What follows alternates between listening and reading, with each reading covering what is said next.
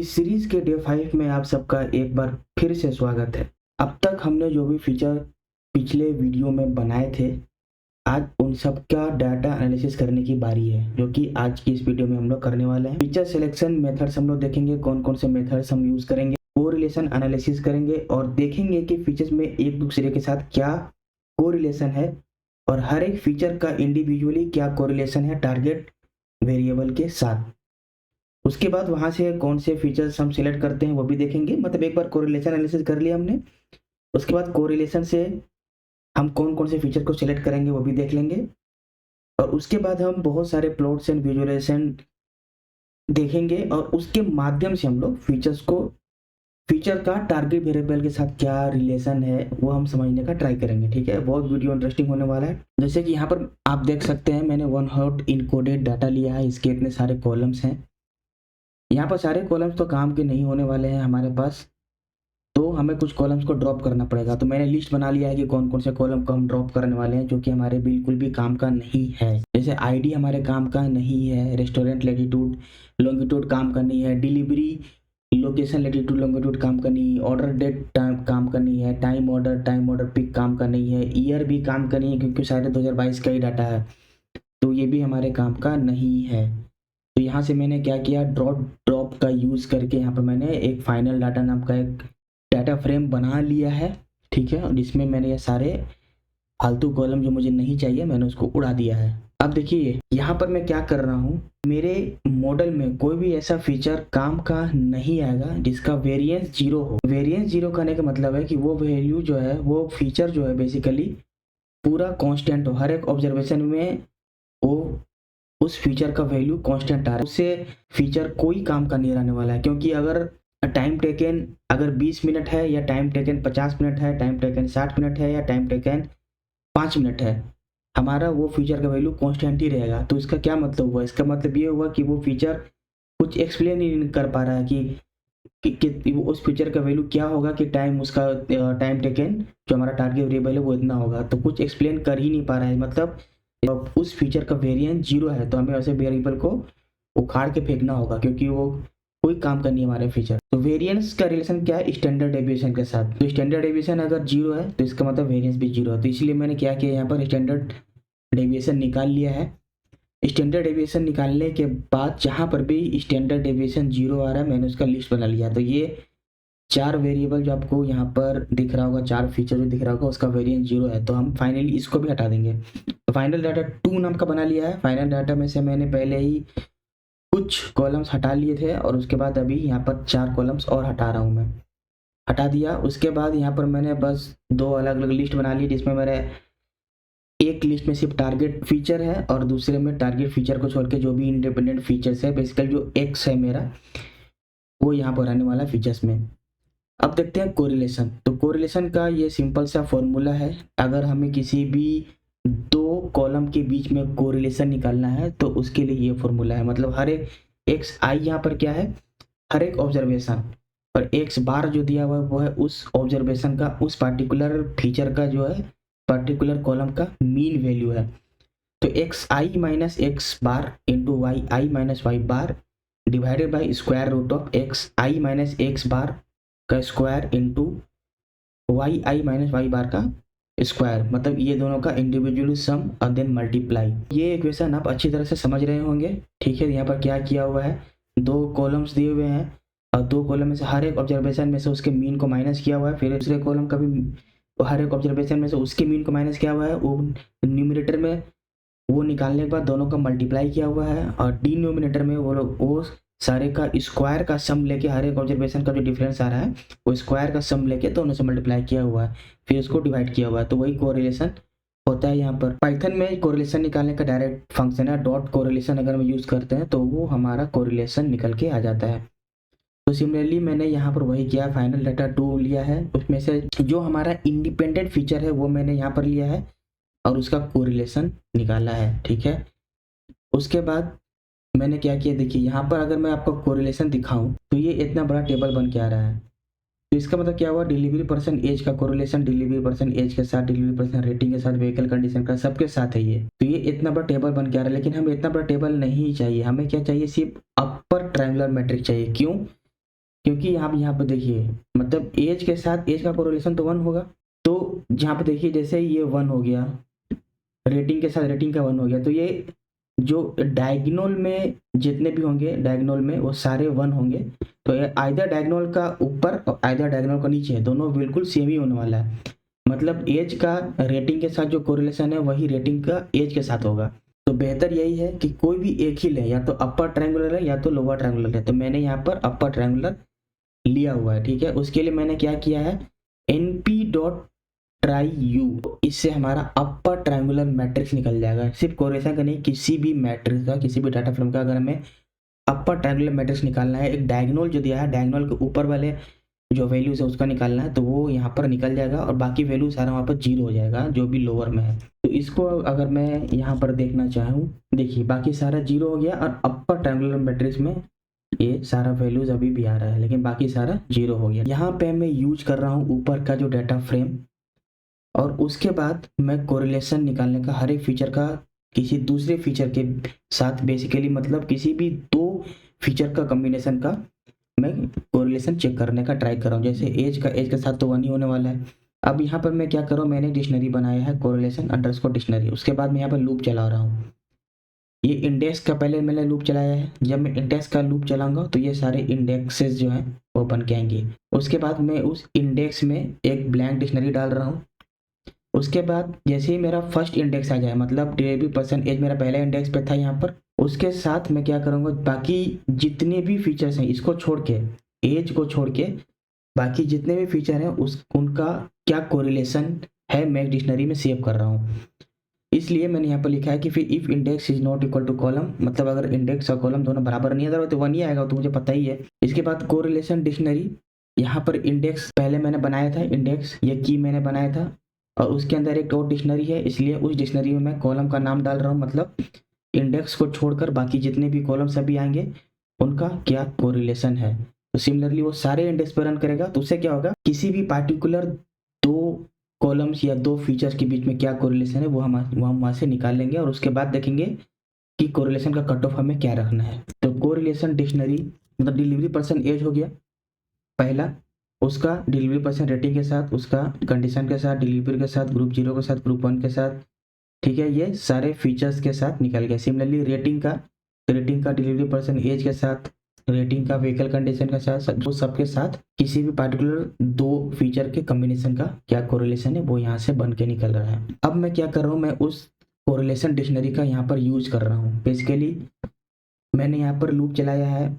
Correlation dictionary के item में क्या क्या होगा, पहला तो मेरा इंडेक्स होगा और दूसरा कोरिलेशन का एक और डिक्शनरी होगा, राइट, जिसमें मेरा फीचर होगा और उसका कोरिलेशन होगा। दूसरे वाले में जब हम आएंगे, मतलब जब हम कोरिलेशन में आएंगे तो उसमें क्या होगा, एक हमारा फीचर होगा और दूसरा कोरिलेशन होगा, ठीक है। तो किसी भी इंडेक्स में, मतलब अगर सबसे पहला में जाते हैं डिलीवरी % एज, ये मेरा इंडेक्स हो जाएगा। डिलीवरी % एज मेरा इंडेक्स हो गया यहाँ पर। अब उस इंडेक्स के अंदर जिनका भी, जिस फीचर का भी कोरिलेशन डिलीवरी % एज के साथ 60% से ज़्यादा है तो वो हम प्रिंट कर लेंगे। तो उसी तरीके से वो सारे इंडेक्स में चलेगा और उस इंडेक्स का कौन से फीचर के साथ 60% से ज़्यादा कोरिलेशन आ रहा है वो पता चल जाएगा। मतलब देखिए यहाँ पर व्हीकल कंडीशन का टाइप ऑफ व्हीकल ग्रुप 0 जो एक 1 हॉट इनकोडेड फीचर है उसके साथ 61.9 आ रहा है। यहाँ पर मैंने 60% बहुत ही ऐसे कम फीचर है जिनका कोरिलेशन अच्छा आ रहा है, तो यहाँ पर क्या आ रहा है, मैं तो बहुत ही, इसलिए मैंने कट ऑफ कम लिया है, 60% लिया है, लेकिन एक्चुअल में एटलीस्ट 70% तो लेते ही हैं, बट 60% इस डाटा सेट के लिए ठीक है। व्हीकल कंडीशन का टाइप ऑफ व्हीकल ग्रुप 0 के साथ 61.9 आ रहा है। टाइप ऑफ व्हीकल ग्रुप 0 के साथ और टाइप ऑफ व्हीकल ग्रुप 1 ये दोनों बीच में 83.4% आ रहा है। फेस्टिवल ग्रुप 0 और फेस्टिवल ग्रुप 1 के साथ 1 आ रहा है। अभी क्या करना है, इन दोनों कोरिलेटेड वेरिएबल से हमें एक ही फीचर सेलेक्ट करना है। यहाँ पर व्हीकल कंडीशन का टाइप ऑफ व्हीकल के साथ एक ही फीचर सेलेक्ट करना है। तो अभी हम क्या करेंगे, सबसे पहले इस तरह की सिचुएशन में हमें, या तो एक तरीका ये है कि हम कोई भी एक फीचर रख लेते हैं, क्या फ़र्क पड़ता है, ठीक है, या तो व्हीकल कंडीशन रख लेंगे या तो टाइप ऑफ व्हीकल ग्रुप 0 रख लेंगे, लेकिन हमें एक एक सेट को जो यहाँ पर बन रहा है हमको उसे इंडिविजुअली अपने से देखना होगा और उसे समझना होगा कि हम कौन सा फीचर रखने वाले हैं। ठीक है, जैसे यहाँ पर देखिए व्हीकल कंडीशन दिया हुआ है, यहाँ पर टाइप ऑफ व्हीकल ग्रुप 0 दिया हुआ है। तो व्हीकल कंडीशन में बहुत सारे कंडीशन थे, 0 1 2 3 4, और टाइप ऑफ व्हीकल ग्रुप 0 ये बाइनरी फीचर हो गया। तो इससे कहीं ज़्यादा इंपॉर्टेंट तो व्हीकल कंडीशन है, राइट। तो हम यहाँ पर व्हीकल कंडीशन लेंगे। ठीक है, ये एक तरीका हो गया। दूसरा तरीका क्या हो गया, ये तो हमारा डोमेन नॉलेज हो गया। ठीक है, दूसरा तरीका क्या हो गया कि हम हर एक फीचर का टारगेट वेरिएबल के साथ क्या कोरिलेशन देखेंगे, और जिसका भी टारगेट वेरिएबल के साथ मैक्स कोरिलेशन होगा हम उसको सिलेक्ट करेंगे। अगर इसका नहीं होता मैक्स कोरिलेशन, इसका होता है, तो यही अच्छा फीचर है, हम इसको ले लेंगे। तो इस तरीके से हम ये दो फीचर के बीच में कोई भी एक फीचर को इस तरीके से हम सेलेक्ट कर सकते हैं। अब यहाँ पर हम प्लॉट्स देख लेते हैं, कौन कौन से प्लॉट है। तो प्लॉट के लिए लाइब्रेरी है मैट प्लॉट लिए, हम उसको यूज करने वाले हैं। पीएलटी डॉट फिगर से क्या होता है कि फिगर का पार्टिकुलर साइज हम चेंज कर सकते हैं, लेकिन यहाँ पर साइज जो दिया हुआ है 640 बाई 480 हम यही रहने देते हैं। तो सबसे पहले यूनिवेरिएट एनालिसिस करते हैं, मतलब हर एक फीचर का जो भी न्यूमेरिकल फीचर है उसका हम हिस्टोग्राम चेक कर सकते हैं।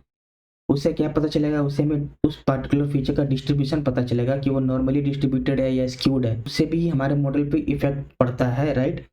क्योंकि अगर कोई भी फीचर स्क्यूड है तो इसका मतलब फिर ये हुआ कि हमारा जो मॉडल है वो काफ़ी सेंसिबल हो जाएगा अगर उस पार्टिकुलर फीचर में कोई और वैल्यूज आए जो कि उस डिस्ट्रीब्यूशन में लाई नहीं करता। अगर लेफ्ट स्क्यूड है, अगर हमने उसको राइट स्क्यूड के लिए प्रिडिक्ट किया तो वो उसको अच्छे से प्रिडिक्ट नहीं कर पाएगा। लेकिन अगर नॉर्मली डिस्ट्रीब्यूटेड है तब क्या होगा, हम उसको, क्योंकि वो स्क्यूड है नहीं, तो हम उसको कोई भी फीचर दें, कोई भी वैल्यू दें वहाँ पर, तो वो उसको अच्छे से हैंडल कर पाएगा। तो हिस्टोग्राम अगर हम देखते हैं तो हिस्टोग्राम यहाँ पर एज का हिस्टोग्राम यहाँ पर बनकर आ गया। ये काफ़ी सिंपल हिस्टोग्राम है, और हिस्टोग्राम के अंदर भी आप चेक कर सकते हैं, उसका कलर चेंज कर सकते हैं, इसका ओरिएंटेशन चेंज कर सकते हैं, और इसका बहुत कुछ यहाँ पर किया जा सकता है हिस्टोग्राम फंक्शन के अंदर। लेकिन मैं यहाँ पर ये सब नहीं कर रहा हूँ, क्योंकि ये मेरा टारगेट अभी नहीं है कि हम कौन कौन से प्लॉट बना सकते हैं, इसका कलर कैसे चेंज कर सकते हैं। ये हम किसी दूसरे टॉपिक में जब विजुअलाइजेशन को काफ़ी डिटेल्स में देखेंगे तब उसको समझेंगे। अभी मेरा मेन टारगेट ये है कि फीचर का क्या रिलेशन है एक दूसरे के साथ और टारगेट वेरिएबल के साथ, और कौन से फीचर यहाँ पर सबसे ज़्यादा इंपॉर्टेंट है भी कि नहीं, ये सारी चीज़ें हम यहाँ पर देखने वाले हैं। तो हिस्टोग्राम ऑफ एज से हमें यहाँ पर क्या पता चलता है कि मैक्सिमम जो है 30 to 35 या फिर 30 to 32 कह लीजिए, सबसे ज़्यादा एज ग्रुप जो है उसी में लाई करते हैं। 10,000 अप्रोक्स 10,000 केसेस जो हैं वो बस 30 to 32 बोल सकते हैं, 30 to 32 के बीच में है। उसी तरह मैंने यहाँ पर क्या किया, मैंने सारे फीचर्स का यहाँ पर हिस्टोग्राम निकाल लिया है, आप भी यहाँ पर देख सकते हैं। अभी हम लाइन प्लॉट देखने वाले हैं। तो लाइन प्लॉट हम कैसे देखेंगे कि जो हमारा फीचर है जैसे डिस्टेंस, तो हमने एज्यूम किया था कि अगर डिस्टेंस मेरा बहुत हाई होगा तो हमारा टाइम टेकन भी हाई होगा। ठीक है, मतलब डायरेक्ट कोरिलेशन था वहाँ पर कि अगर डिस्टेंस हाई होगा तो टाइम टेकन भी हाई होगा। तो देखते हैं ऐसा कुछ आ रहा कि नहीं। तो लाइन प्लॉट के लिए यहाँ पर पीएलटी डॉट प्लॉट का यूज़ करेंगे, और यहाँ पर सबसे पहले लाइन प्लॉट में क्या होता है, एक होता है हमारा एक्स कोऑर्डिनेट, एक होता है वाई कोऑर्डिनेट। तो ये हमारा एक्स कोऑर्डिनेट है जिसमें डिस्टेंस रहने वाला है, और दूसरा हमारा वाई कोऑर्डिनेट है जिसमें टारगेट फीचर रहने वाला है। मैंने पूरे डाटा फ्रेम को डिस्टेंस से सॉर्ट कर लिया है ताकि हम बस डिस्टेंस के नज़रिए से ही देख सकें उसको, पूरे प्लॉट को। तो जब आप यहाँ पर प्लॉट डॉट शो करने वाले हैं तो यहाँ पर क्या हो रहा है, ये वो कुछ इस तरीके का फीचर्स आ रहा है। यहाँ पर क्यों हो रहा है इसको हम यहाँ पर समझने का ट्राई करते हैं। जब हम डॉट डिस्क्राइब करते हैं तो सबसे पहले तो देखते हैं कि मैक्सिमम वैल्यू 90,000 के 20,000 किलोमीटर तक जा रहा है, तो ये पक्का कोई गड़बड़ वैल्यूज है। तो इसलिए यहाँ पर क्या करने वाले हैं हम, जो भी 100 किलोमीटर से कम है सिर्फ बस उसका ही प्लॉट हम देखेंगे। ठीक है, उसके बाद हम यहाँ पर स्कैटर प्लॉट कर रहे हैं। ये ऐसा इसलिए आ रहा है क्योंकि अगर इसका एग्जांपल है 5 किलोमीटर का, तो ऐसे बहुत सारे ऑब्जर्वेशंस हैं, बहुत सारे लोकेशंस हैं जिनका 5 किलोमीटर ही डिस्टेंस है, इसलिए वो सारे प्लॉट्स यहाँ पर दिख रहे हैं। तो इससे हमें सही से पता नहीं चलेगा कि हमने जैज्यूम किया था कि डिस्टेंस बढ़ने के साथ टाइम टेकन बढ़ता है, ये क्या यहाँ पर पता नहीं चल पाएगा। तो उसके लिए हम क्या कर सकते हैं, हमने जो यहाँ पर डाटा फ्रेम बनाया था डिस्ट नाम का, उसमें हम क्या कर सकते हैं, डिस्टेंस के साथ ग्रुप बाई कर सकते हैं और टाइम टेकन का मीन ले सकते हैं। तो इससे क्या होगा, जो भी जितने भी 5 किलोमीटर 10 किलोमीटर वाले 15 किलोमीटर वाले जितने भी इस तरीके के जो डिस्टेंसेस हैं वो सब एक जगह पर हो जाएंगे और उनका एक्चुअल टाइम टेकन का मीन आ जाएगा। मतलब 5 किलोमीटर का अगर 50 ऑब्जर्वेशन है तो उस 50 ऑब्जर्वेशन का मीन टाइम टेकन आ जाएगा। तो उससे क्या होगा, हमारा जो डिस्टेंस है, डिस्टेंस जो है वो यूनिक हो जाएगा। अभी डुप्लीकेट नहीं आएंगे उसमें, जैसे ऊपर में डुप्लीकेट अर्थ नहीं आएगा। तो 5 किलोमीटर के अगेंस्ट उसका एवरेज टाइम टेकन क्या है, 10 किलोमीटर का एवरेज टाइम टेकन क्या है। तो इस तरीके का डाटा फ्रेम बन जाएगा। उसके बाद हम उसमें चेक करेंगे। देखिए अभी जो हम चेक कर रहे हैं तो यहाँ पर क्या आ रहा है 2.5 किलोमीटर और यहाँ आ रहा है 20 किलोमीटर। तो ये ओवरऑल जो है वो इंक्रीजिंग ट्रेंड है, मतलब अपवर्ड ट्रेंड है। यहाँ पर 2.5 किलोमीटर के लिए 22 मिनट लग रहा है, तो 20 किलोमीटर के लिए 30 मिनट लग रहा है। तो यहाँ पर जो हमारा एजम्पशन था वो सही आ रहा है कि अगर हमारा डिस्टेंस बढ़ता है तो टाइम टेकन भी बढ़ता है। दूसरे वाले केस में हमने ये एज्यूम किया था कि अगर हमारा ऑर्डर प्रिपेयर टाइम जो है हाई है तो टाइम टेकन फॉर ऑर्डर भी हमारा हाई होगा। तो यहाँ पर देखिए आपको कुछ दिख नहीं रहा होगा, क्योंकि यहाँ पर भी सेम प्रॉब्लम ही है। ऑर्डर प्रिपेयर टाइम भी बिल्कुल यहाँ पर एक जैसा ही है, ऐसे बहुत सारे ऑब्जर्वेशन, इसलिए यहाँ पर भी कोई प्लॉट का फायदा नहीं है। तो यहाँ पर भी मैंने क्या किया है, यहाँ पर ऑर्डर प्रिपेयर टाइम का ग्रुप बाई लिया है और टाइम टेकन का मीन लिया है सिमिलर तरीके से। तब आप यहाँ पर देखेंगे तो यहाँ पर आपको डिक्रीजिंग ट्रेंड दिख रहा है। अब वो ऐसा क्यों दिख रहा है, क्योंकि जब आप इस डेटा फ्रेम को देखेंगे जो मैंने बनाया है, तो यहाँ पर बस 3 ही टाइम है, 5 मिनट, 10 मिनट और 15 मिनट, और सबका टाइम टेकन एग्जैक्टली सेम ही है, 26 मिनट 26 मिनट 26 मिनट। बिल्कुल ही बहुत ही कम टाइम गैप है, इसलिए यहाँ पर अच्छा से नहीं दिख पा रहा है। ठीक है, तो कोई बात नहीं, यहाँ पर भी हम इसको इस फीचर का हम यहाँ पर विजुअलाइज नहीं कर पा रहे हैं अच्छे से, क्योंकि हमारे पास डाटा ही अवेलेबल नहीं है बहुत ज़्यादा। अब यहाँ पर जैसे मैं क्या करना चाहता हूँ, मैं अब हर एक फीचर का ग्रुप बाई करके उसका मीन टाइम देखना चाहता हूँ कि क्या आ रहा है। जैसे व्हीकल कंडीशन है, तो व्हीकल कंडीशन में 0 में 30 मिनट आ रहा है और 2 में 26 मिनट आ रहा है। इसका मतलब 0 जो है वो ख़राब कंडीशन है, क्योंकि ख़राब कंडीशन तभी तो मेरा टाइम ज़्यादा लग रहा है। और 1 2 3 जो है वो मेरा अच्छा है, ठीक है, एटलीस्ट 0 से कंपेयर से अच्छा है थोड़ा। तो यहाँ पर थोड़ा सा वेरिएशन देखने को मिल रहा है। अब यहाँ पर मैं क्या कर रहा हूँ कि मैं सारे ही फीचर का देख रहा हूँ, तो आप यहाँ पर अच्छे से देख पाएंगे हर एक फीचर का जो एवरेज टाइम टेकन है वो क्या आ रहा है। ठीक है, जैसे यहाँ पर मैं ईच वीकेंड की बात करता हूँ, तो ईच वीकेंड में हमने क्या एज्यूम किया था कि अगर वीकेंड होगा तो टाइम टेकन ज़्यादा लगेगा, अदरवाइज कम लगेगा, लेकिन ऐसा यहाँ पर कुछ देखने को नहीं मिल रहा है। तो ये फीचर हमारा कुछ खास काम का है नहीं। अब जैसे आप यहाँ पर कोई एक अच्छा सा फीचर देखते हैं जिसमें थोड़ा अच्छा टाइम गैप आता हो, जैसे ये देखिए रोड डेंसिटी ग्रुप 1, ये फीचर बाइनरी फीचर था। तो अगर 1 है तो 31 मिनट, मतलब ये ग्रुप का फीचर है। तो ये ग्रुप कौन सा है, ग्रुप 1। तो रोड ट्रैफिक डेंसिटी ग्रुप 1 हमारा जेम है। ठीक है, तो अगर पूरा जाम लगा हुआ है रोड में तो ऑब्वियसली टाइम टेकन तो हाई रहेगा ही। तो ये हमारा एजम्पशन बिल्कुल सही है। तो उसी तरीके से आप सारे फीचर्स का भी यहाँ पर रन करके देख सकते हैं, आपको पता चल जाएगा कौन सा फीचर काम का है, कौन सा फीचर काम का नहीं है। तो जो जिसका भी टाइम टेकन बिल्कुल सेम आ रहा है वो मेरा फीचर कोई काम का तो है ही नहीं। अगर थोड़ा बहुत डिफरेंस है उस फीचर में तब मेरा फीचर काम का है। यहाँ पर मैंने टाइम बकेट बना लिया है कि मैं ये देखना चाहता हूँ कि कौन से टाइम के अंदर सबसे ज़्यादा ऑर्डर्स हो रहे हैं। तो टाइम बकेट का मतलब ये है कि जो हमारा टाइम दिया हुआ मैंने उसको एक पार्टिकुलर बकेट के अंदर डिवाइड कर दिया। मतलब जैसे मैंने PD डॉट कट का यहाँ पे यूज़ किया है, इस कॉलम को मैंने लिया, टाइम टेकन को लिया और बीन्स बनाए मैंने, मतलब 0 to 15, 15 से 20 मिनट, 20 से 25 मिनट, 25 से 30 या 30 से 100 मिनट।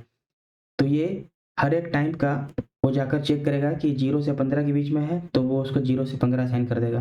फिर देखेगा 15 से 20 मिनट में है तो 15 से 20 कर देगा। तो उससे हमें पता चलेगा कि कौन से टाइम के बीच में सबसे ज़्यादा ऑर्डर्स हो रहे हैं। जैसे कि यहाँ पर सबसे ज़्यादा ऑर्डर 30 से 100 मिनट के बीच में हो रहा है, मतलब 30 मिनट से ज़्यादा ही लग रहा है। सबसे ज़्यादा 13,000 केसेस में ऑर्डर हो रहे हैं। सबसे कम ऑर्डर कौन से टाइम में हो रहा है, यहाँ पर 0 से 15 मिनट में, मतलब 5000 केसेस में डिलीवरी टाइम 15 मिनट से कम लग रहा है, बट सब 13,000 केसेस में डिलीवरी टाइम 30 मिनट से ज़्यादा लग रहा है। अब यहाँ पर मैंने क्या किया है, टारगेट वेरिएबल के साथ यहाँ पर मैंने कोरिलेशन देखा है। ठीक है, तो सबसे ज़्यादा कोरिलेशन किसके साथ आ रहा है, मल्टीपल डिलीवरीज के साथ आ रहा है। उसके बाद रोड ट्रैफिक डेंसिटी ग्रुप 0 फिर ग्रुप 1 के साथ, और सबसे मिनिमम जो आ रहा है वो टाइप ऑफ ऑर्डर ग्रुप 0 के साथ आ रहा है। तो इससे हमारा क्या टारगेट वेरिएबल के साथ क्या कोरिलेशन है वो यहाँ पर हमें देखने को मिल रहा है। तो हम इसका यूज़ कर लेंगे और ऊपर में जो कोरिलेशन था हम उसका यूज़ कर लेंगे और वहाँ पे हम फीचर को सेलेक्ट कर लेंगे। तो अभी तक इस वीडियो में आपने ये देखा कि हमारा फीचर के साथ एक दूसरे के साथ क्या कोरिलेशन है, टारगेट वेरिएबल के साथ क्या क्या कोरिलेशन है और हर एक फीचर का क्या रिलेशन है in terms of average time taken में। ठीक है, in terms of average time taken अगर हम लेते हैं तो क्या रिलेशन आ रहा है, कौन सा फीचर इंपॉर्टेंट है, कौन सा फीचर इंपॉर्टेंट नहीं है, ये हमें डाटा एनालिसिस के इस लेक्चर से हम ये सीखने को मिल रहा है। यहाँ पर नेक्स्ट सीरीज में हम लोग ये सारे फीचर्स का यूज करके हम लोग एक मॉडल बनाएंगे और उसके बाद हम लोग मॉडल को इवेल्युएट करेंगे और वहाँ से हम उसको कंक्लूड करेंगे। तो फिर मिलते हैं नेक्स्ट वीडियो में। अगर ये वीडियो अच्छा लगा तो लाइक करें, शेयर करें और चैनल को सब्सक्राइब करें।